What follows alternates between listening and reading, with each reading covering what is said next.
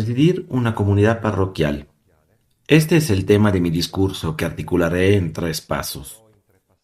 En la primera, trataré de mostrar cómo la cuestión de la presidencia de una comunidad cristiana está fuertemente ligada a una cierta comprensión de la identidad del ministerio ordenado, releída en una perspectiva esencialmente eclesiológica. En el segundo paso, profundizaré en el tema de la autoridad del presidente, tratando de poner en relieve la naturaleza de esta autoridad, pero también las formas en que debe ejercerse.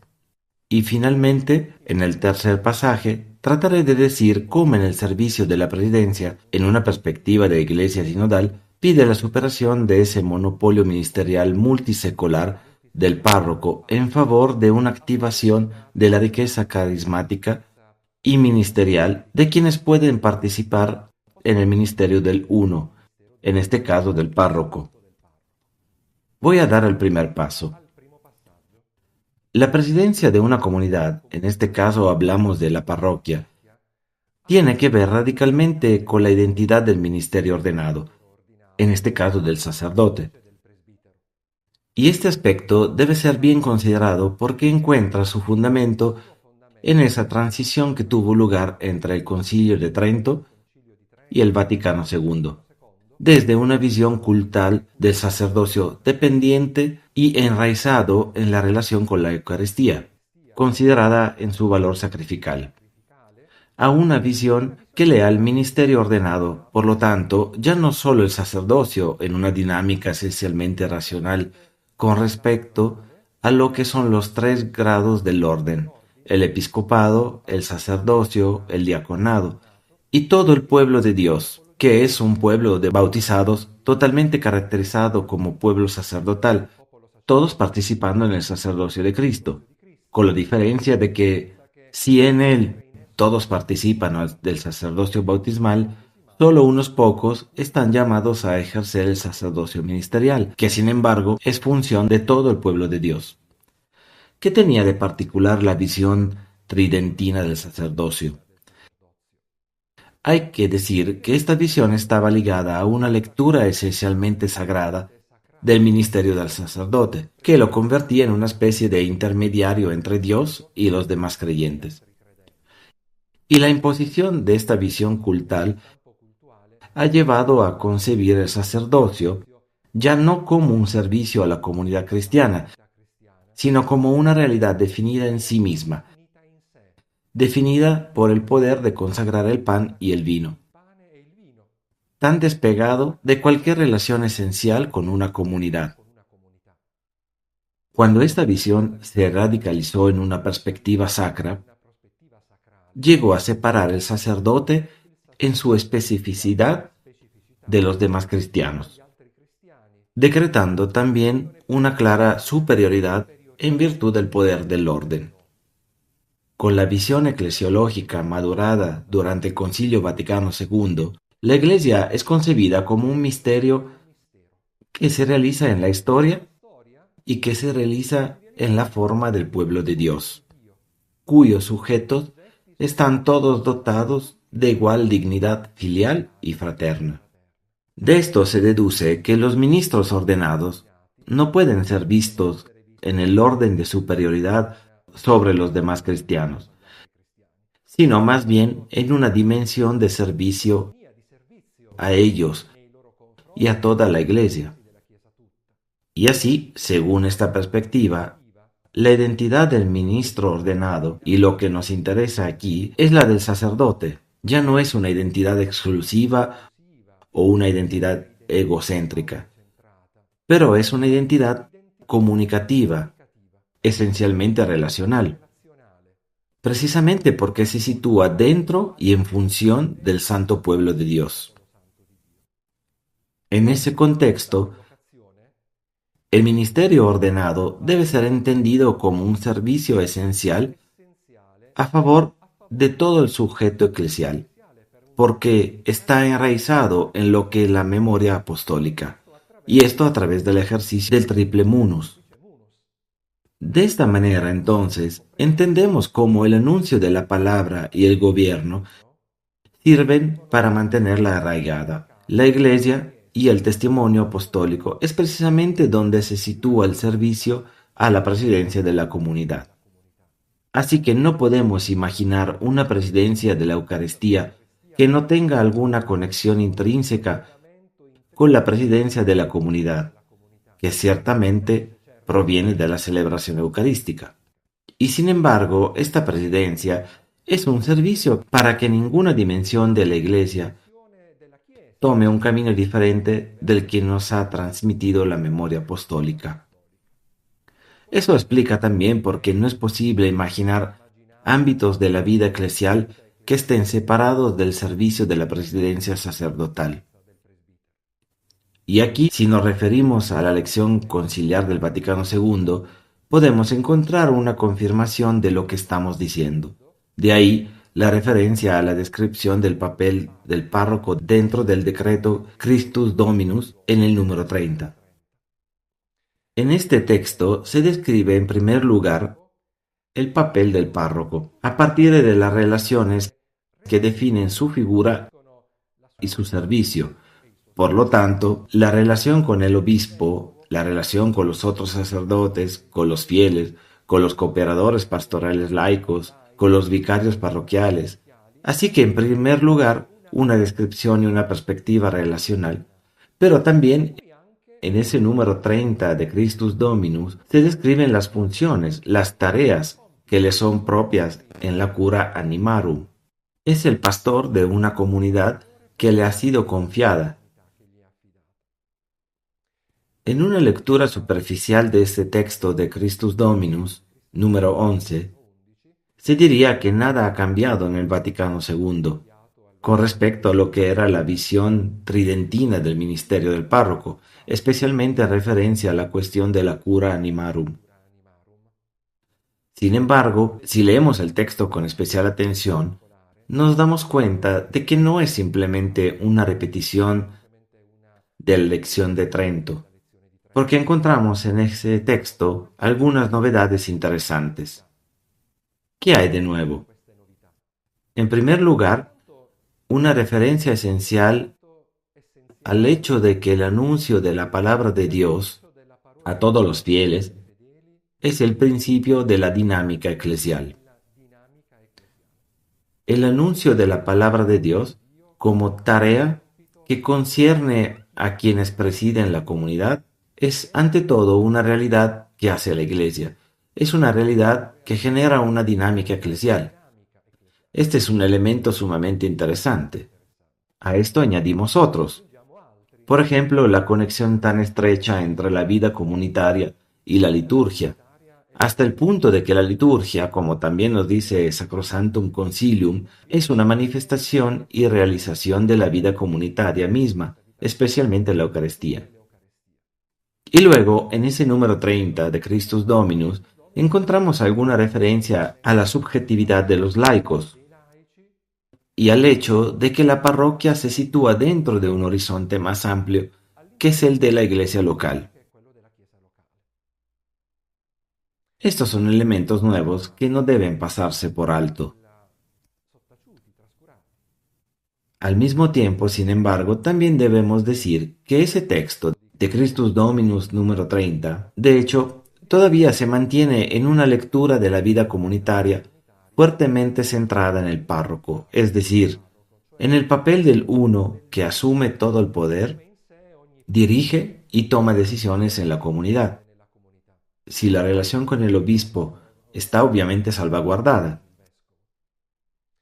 Creo que este texto de Christus Dominus número 30 puede ser tomado como punto de partida para captar de manera evolutiva cómo el servicio del presidir una comunidad parroquial, salvaguardando lo que es específico del ministerio sacerdotal, necesita ser repensado en una perspectiva de sinodalidad y corresponsabilidad, es decir, como un ministerio situado dentro de una red relacional que está compuesta por sujetos que participan a su manera en el ministerio del uno que presiden. Desde este punto de vista, este pasaje puede entenderse releyendo la naturaleza y las formas del ejercicio de la unidad propia del ministerio ordenado, y en nuestro caso, un párroco que preside una comunidad parroquial. Esto me lleva a la segunda parte de mi discurso, que es el tema de la autoridad del orador. El párroco, como párroco de la comunidad que le ha sido confiada, de hecho, está investido de autoridad con las funciones de presidencia, liderazgo y gobierno. No podemos dejar de afirmar que la crisis que caracteriza a todas las autoridades institucionales no perdona ni siquiera la crisis pastoral vinculada al ministerio ordenado y por tanto exige un replanteamiento de la función y del ejercicio.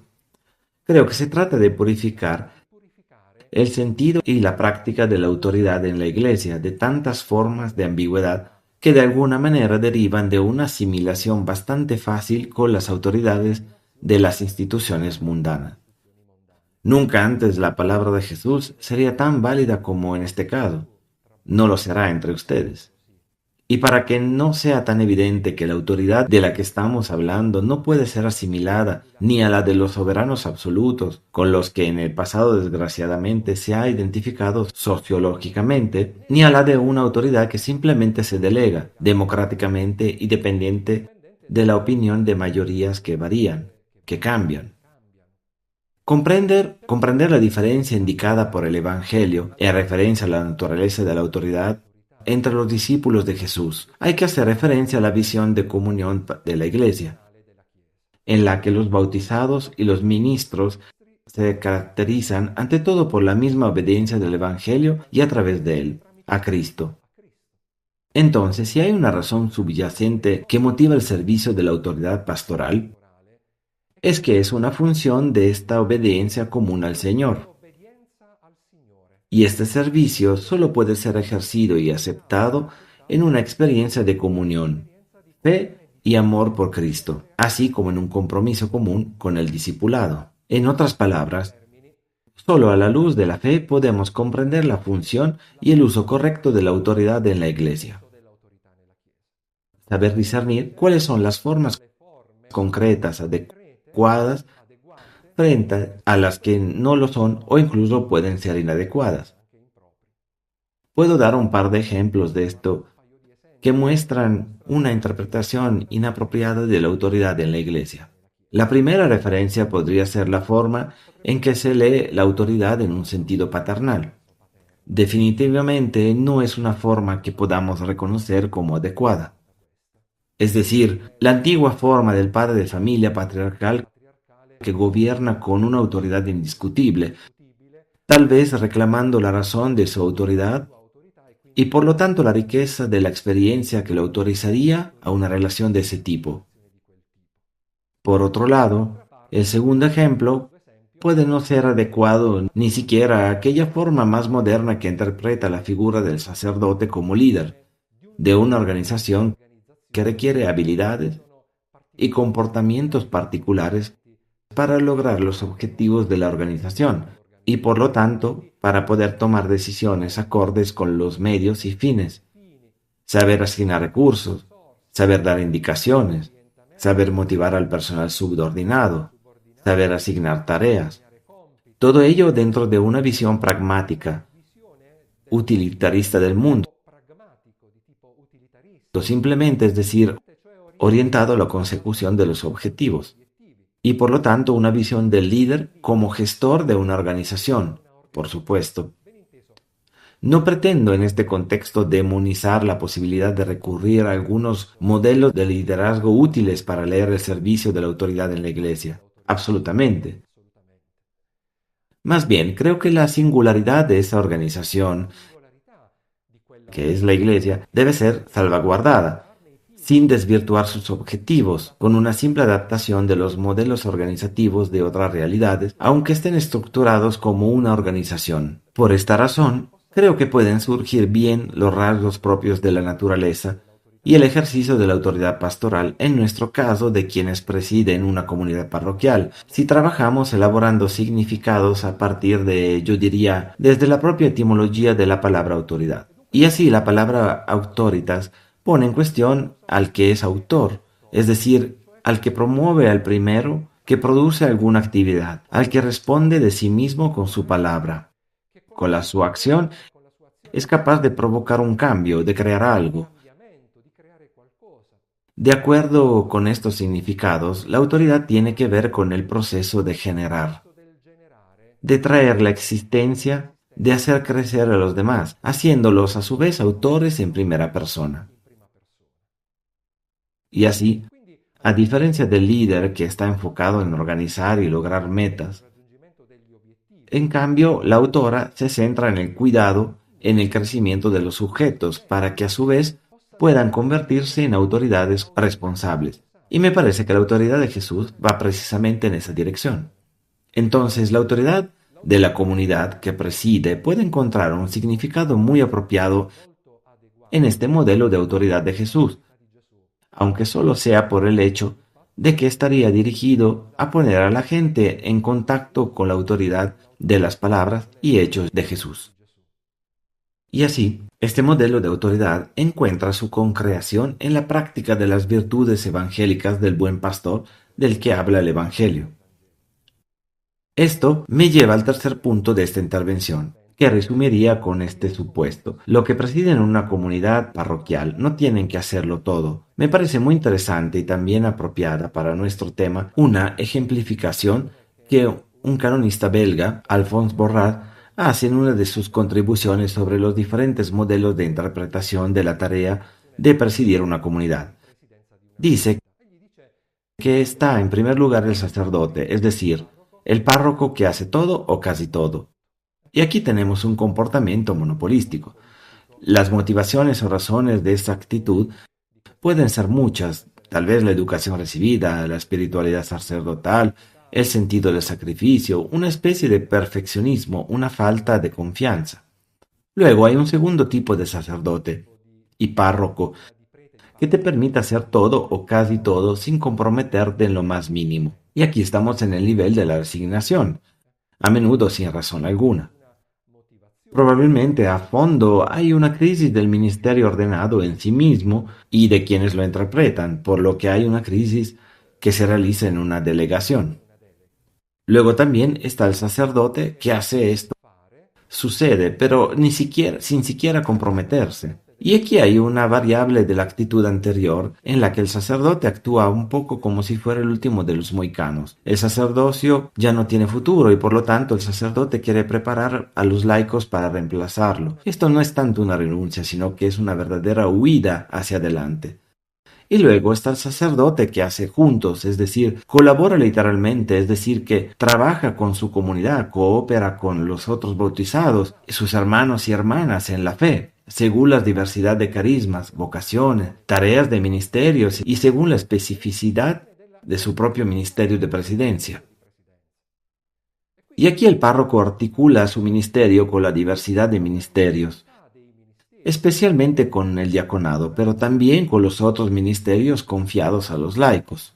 Bueno, me parece que este modelo podría tener futuro. Por eso, repito, el párroco no tiene que hacerlo todo. El párroco no puede hacerlo todo porque no puede, no tiene la posibilidad. Además, como dijimos, esta no es su responsabilidad por dos razones. Por un lado, debe respetar la corresponsabilidad bautismal, y por otro, debe honrar la colaboración ministerial de algunos. Es por eso que el párroco no asegura de que cada uno haga todo de acuerdo a su propia condición, no aceptando que quieren hacerlo todo. En este sentido, quienes presiden una comunidad parroquial tienen ciertamente la responsabilidad última de las decisiones pastorales, pero éstas deben ser buscadas y elaboradas como las más justas y oportunas, dentro de una implicación efectiva de toda la parroquia, reflejada, por ejemplo, en el colegio pastoral, el lugar donde debe ejercerse, según su significado más auténtico, el arte de aconsejar, que es el modo propio de que los bautizados participen de manera decisiva en la maduración de la decisión.